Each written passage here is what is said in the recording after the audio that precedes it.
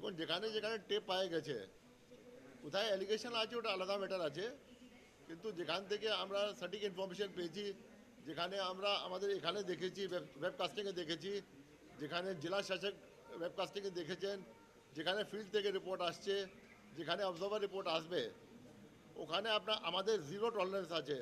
আমরা আগাম বললাম, আর এখন যেটা আছে এসব জায়গা যেখানে পাওয়া গেছে, যেখানে পাওয়া যাবে সব জায়গায় রিপোর্ট হবে। এটা সংখ্যা আমার কাছে নেই এখন, এখন তো কনফার্মেশন চলছে, জেলা শাসক কনফার্মেশন নিচ্ছেন, রিপোর্ট তৈরি হচ্ছে।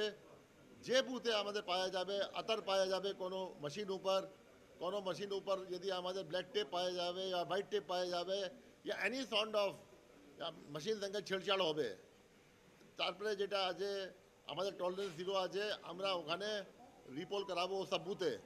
আর কোনো কনস্টিটুয়েন্সিতে বুথে অনেক বেশি হয়ে যাবে, তারপরে যেটা আছে এন্টায়ার কনস্টিটুয়েন্সিতে রিপোল হতে পারে।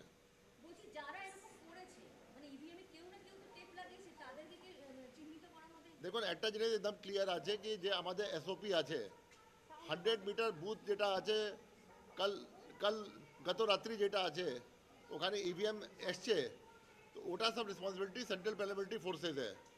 আপনার পোলিং পার্সোনাল, ইভিএম, প্রত্যেক জিনিস যেটা আগাম থেকে বলছি আমি, ওদের সব ছিল রেসপন্সিবিলিটি। ও সময় কিছু হয়নি যেটা আছে, আমি সব চেক করলাম, মকপোল সময় ছিল না, ওর পরে ছিল না। নিশ্চয়ই যে ভোট দিতে যাচ্ছেন, যখন ওরা ঢুকছেন একাতে, যেখানে ওনার সিক্রেসি আছে, ব্যালেট সিক্রেসি আছে, ওই সময় লাগিয়ে দিচ্ছেন। ওটা আমি আমরা চিহ্নিত করবো, এটা নিয়ে কি আমরা পেতে পারবো না। আমরা ইনকোয়ারি করে যদি আমরা সঠিক চিহ্নিত করতে পারবো, আমাদের কাছে ওয়েব ওখানে প্রমাণ পাবো কি কোন কতদের ভিতরে ছিল, কি খুব বেশিদের ভিতরে ছিল, আমরা চিহ্নিত করতে পারবো। আর যদি যাকে ধরা হবে, স্ট্রিক্টেস্ট পসিবল অ্যাকশন হবে as per the RP act, as per law.